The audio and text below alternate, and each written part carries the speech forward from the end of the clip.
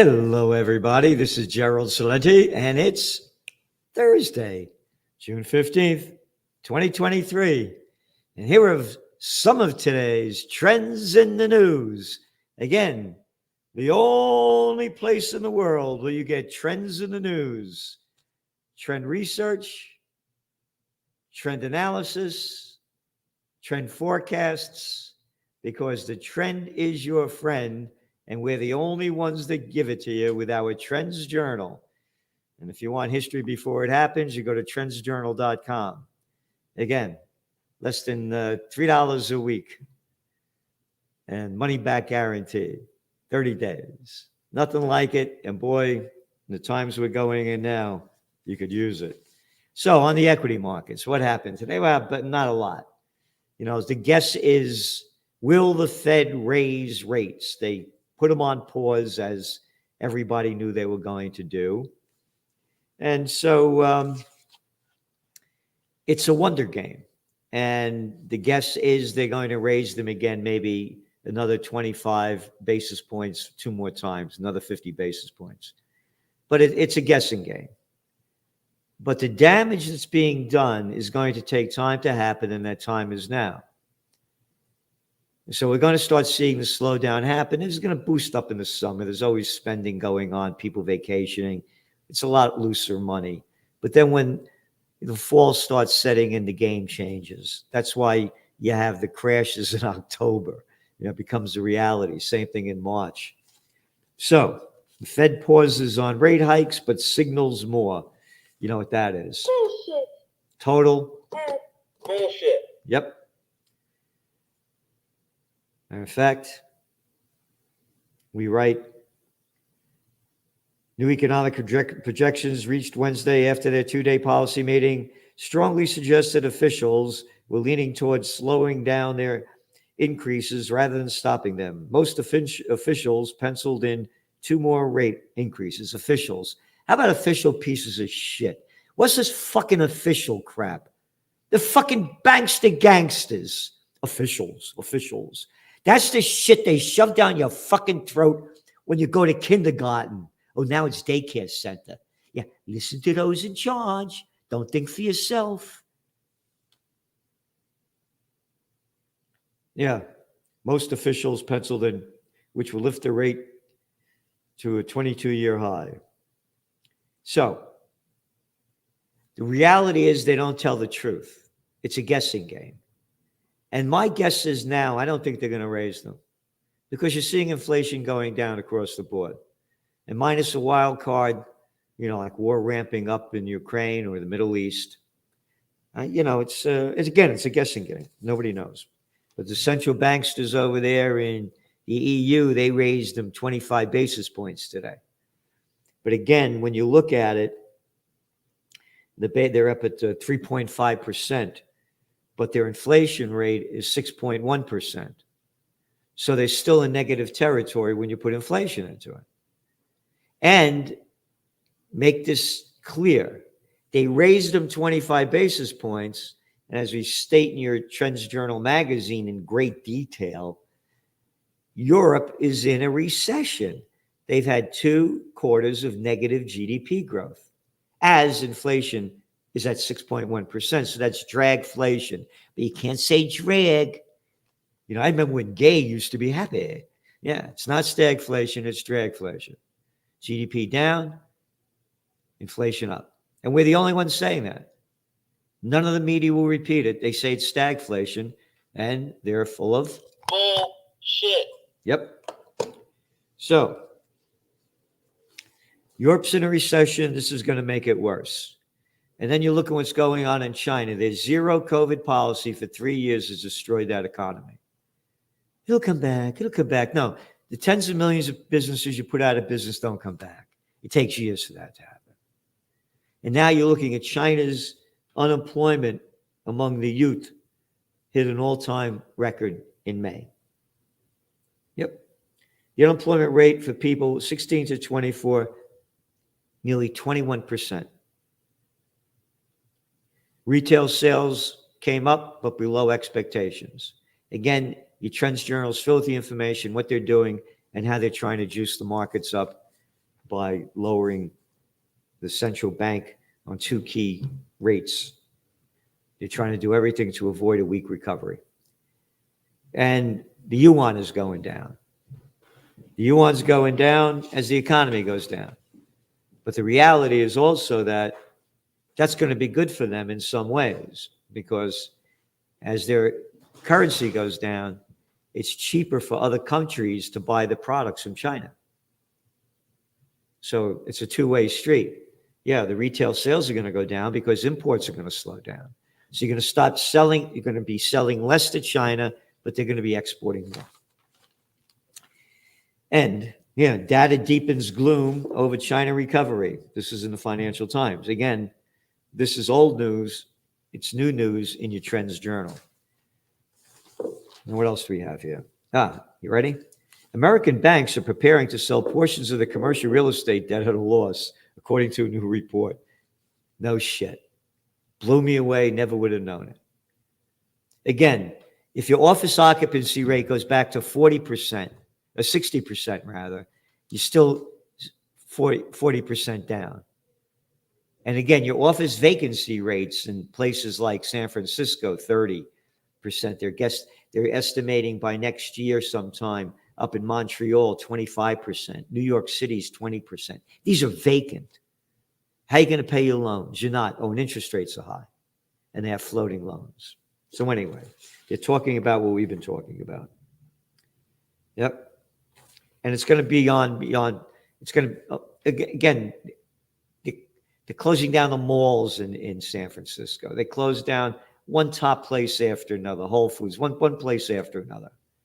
It's not getting better. It's only going to get worse as interest rates start doing their damage as well. So there are a number of articles out this week, or just today and yesterday, on AI.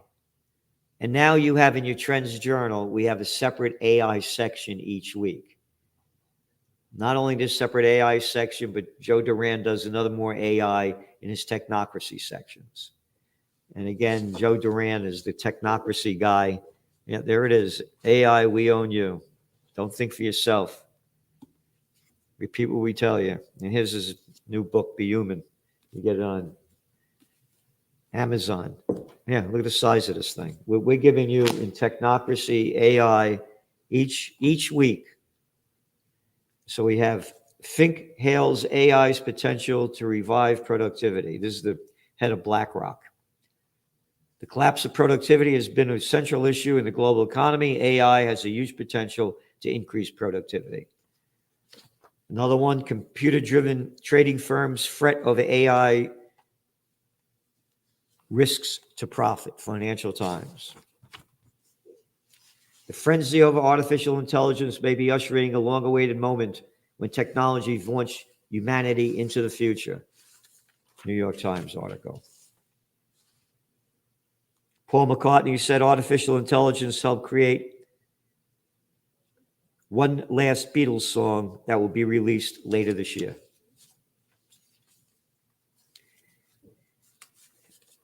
AI can add $4.4 trillion worldwide, report says. It's one after another. Accenture plans to spend $3 billion on AI strategy, $3.1 billion. All right. So here's the word on the street. They're saying with all these IPOs and all this money being pumped into AI, what you're going to see is another dot-com bust.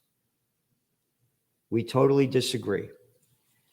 If I find it over here, I was the guy, I don't know what I did with it. The Trends Journal magazine, here it is. When it was an 8-page quarterly newsletter back in October 1999. Right here. .com this. Right there. I called a .com crash. October, I said it would crash by the second quarter of 2000. It crashed in March. This is different. This AI is real. There are a lot of benefits to it. And again, the world is being taken over by the tech heads. So we see it as an investment opportunity in the right companies. So on to the Ukraine war. So this is the New York Times. Today, Ukraine forces are on attack. Yep. And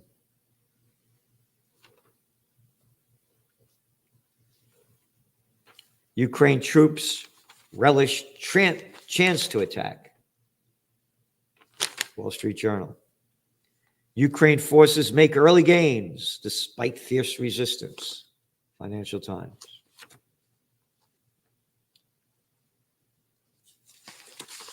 Go back to Sunday. Read your Trends Journal. Zelensky.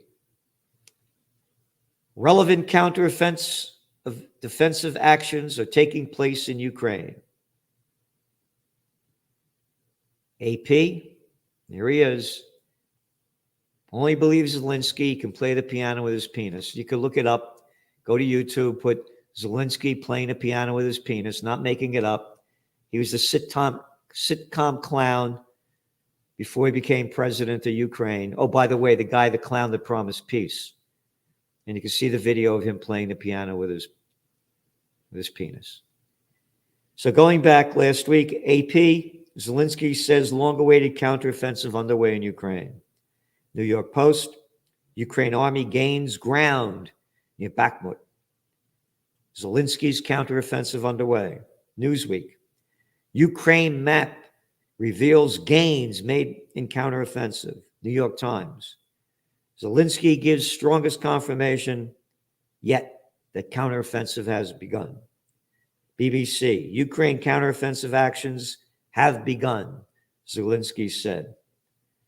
But since those comments, you're starting to see from the Russian side, they're not making very much progress and they're going backwards. Now Zelensky's top advisor says Ukraine has yet to start the counteroffensive. Oh yeah, you mean the counteroffensive that was supposed to start in the early spring and now we're going into summer? And now they're losing and they're saying that it never started? And the media just keeps selling.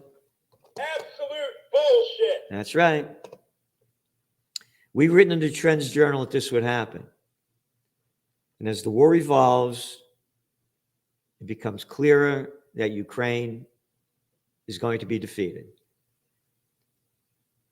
And if there was peace, all these people wouldn't have died. So much of the country wouldn't be destroyed. But nobody talks about peace. Again, we had a rally on May 27th. You go to Occupy Peace and watch it. You can see it on this channel too. Nothing like this in the country that we put on. Nothing comes close to it. Not one peep from the prostitutes. The shit-ass little fucks up here in that's what the garden looks like without anybody in it. But they no coverage at all. No coverage at all. Look what we did. Well over 1,000 people showed up. It was beautiful. Peace is forbidden.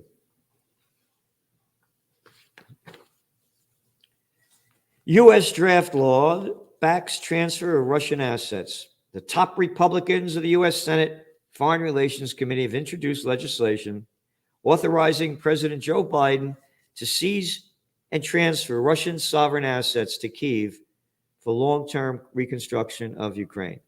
The United States sold over $300 billion of Russian assets, and they're giving them to Ukraine. Could you imagine if Russia seized $300 billion of American assets and gave them to Iraq when they were fighting the war? We have no right seizing these assets. This is criminal. It's criminality. And nobody calls them out, except myself and a few others. You ready for this?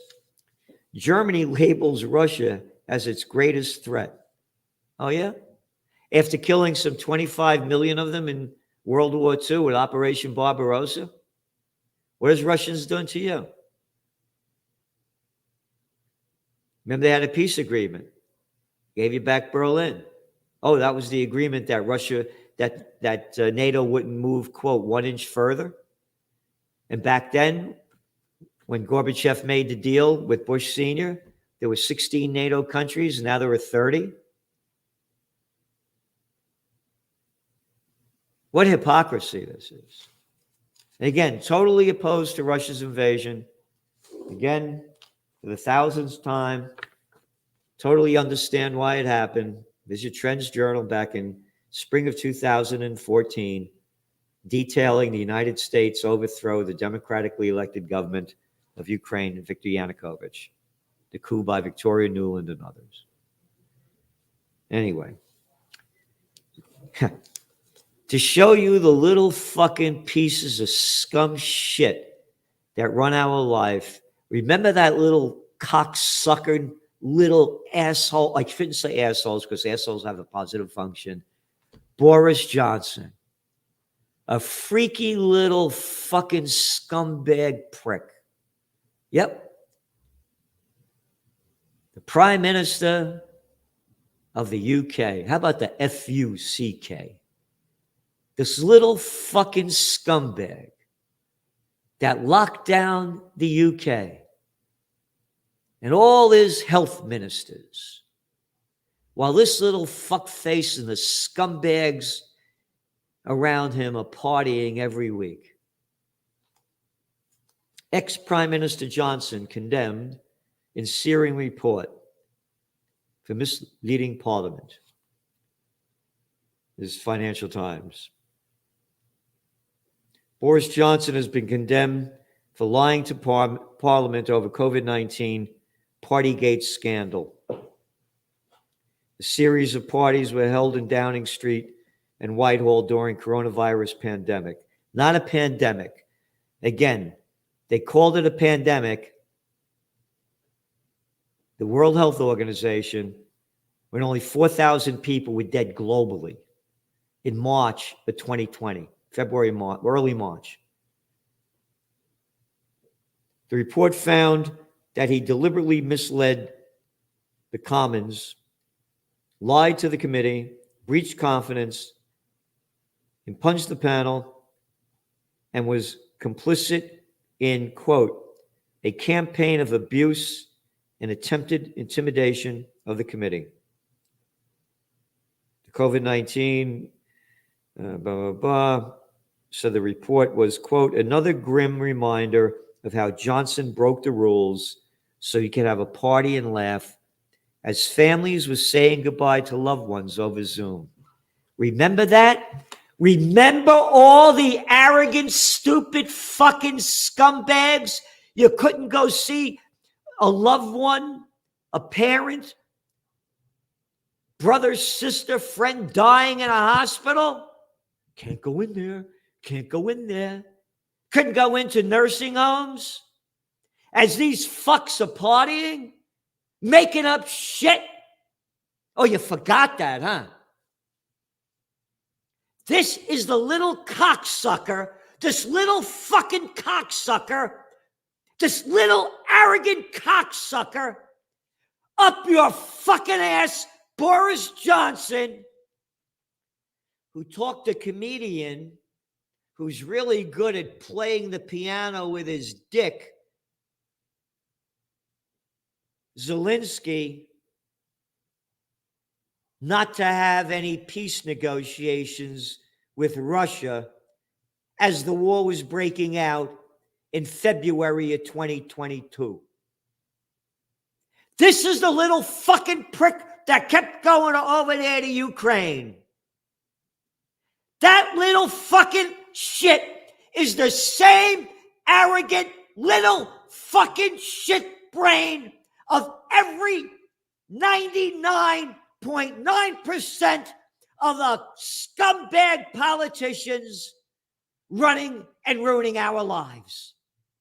Little fucking de Blasio, scumbag Cuomo, arrogant Gavin Newsom, witless Whitmer, up your fucking ass Macron. All over the world, locking down people and destroying lives. Oh, I forgot that Gavin Newsom went to the French Laundry. It's like over $500 a person when you go there, as everything else is locked down. And that's why we have these shirts. Hey, politicians, who the fuck are you to tell me what to do? Who the fuck are you to tell me what to do? And your back of your shirt. Hey, politicians. So go to trendsjournal.com, trendsjournal.com, and you hit the shop button. Oh, by the way, we just got the new order in. We were sold out right away, so we got to get a lot of emails. People are waiting for them. They're here now, and they're going out. We just got a whole big new order in. Spread the word, because this is the word for peace. You have to be a gutless little fucking piece of shit to not stand up to these little scumbags who are public servants. I wonder how many red carpets they rolled out for little Boris every time he went to another country. Or all the little fucking guys in the military drag saluting. Yeah, bend over and get fucked up the ass by a Catholic priest, too. And what else do we have? Speaking of how fucked up things are, how obesity industrial complex keeps Americans sick, fat, and sad. This is an article by Bet Barty in the Daily Bell. The U.S. is the fattest and sickest in terms of chronic disease rates of the world. This is according to Statista.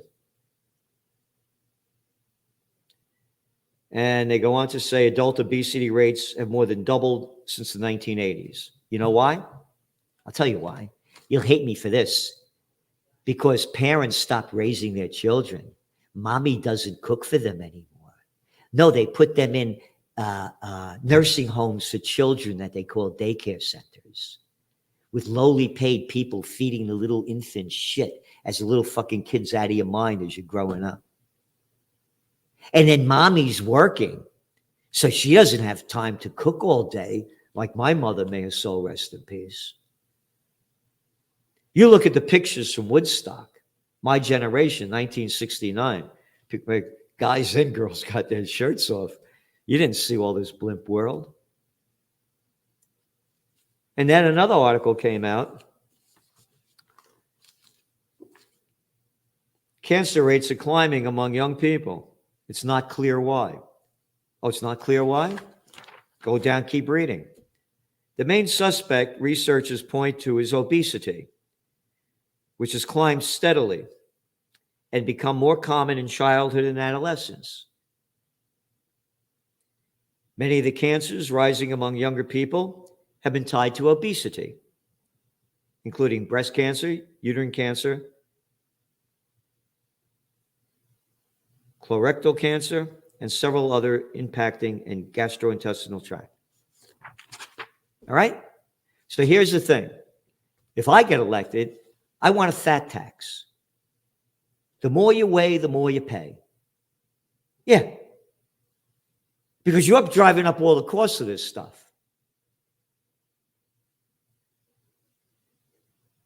When the COVID war broke out, not one word about natural healing.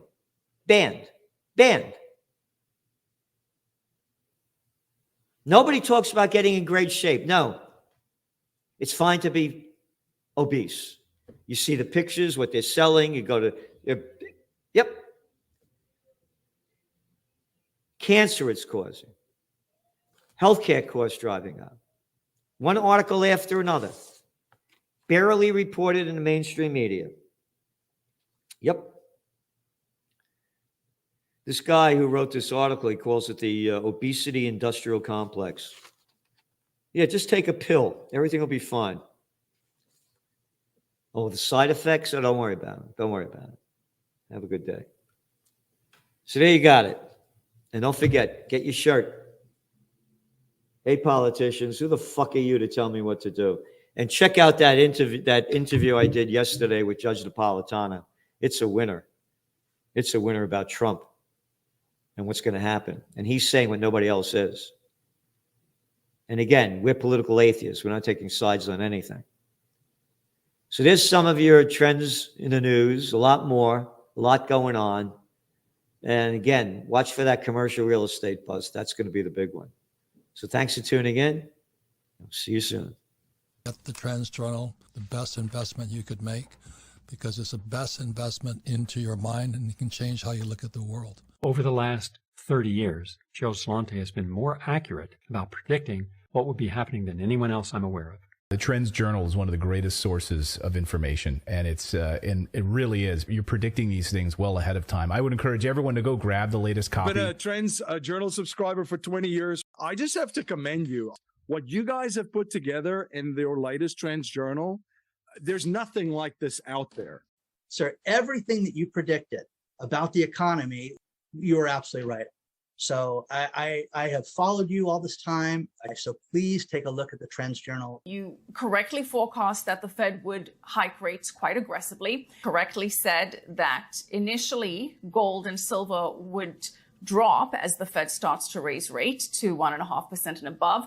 When we spoke last, Bitcoin was around 49,000. You said you expect to drop, and if it drops below 30, 35, then it could really drop. Trends Journal, which I would encourage people to go and check out. It's actually a 200-page document, pure data-driven analysis. Gerald Celente, the top trends forecaster in the world. Gerald, you had an interesting call back in September of last year. You said gold had bottomed, which is exactly what happened. And here we are, and we're above $1,900. Subscribe to the Trends Journal. Read history before it happened at trendsjournal.com.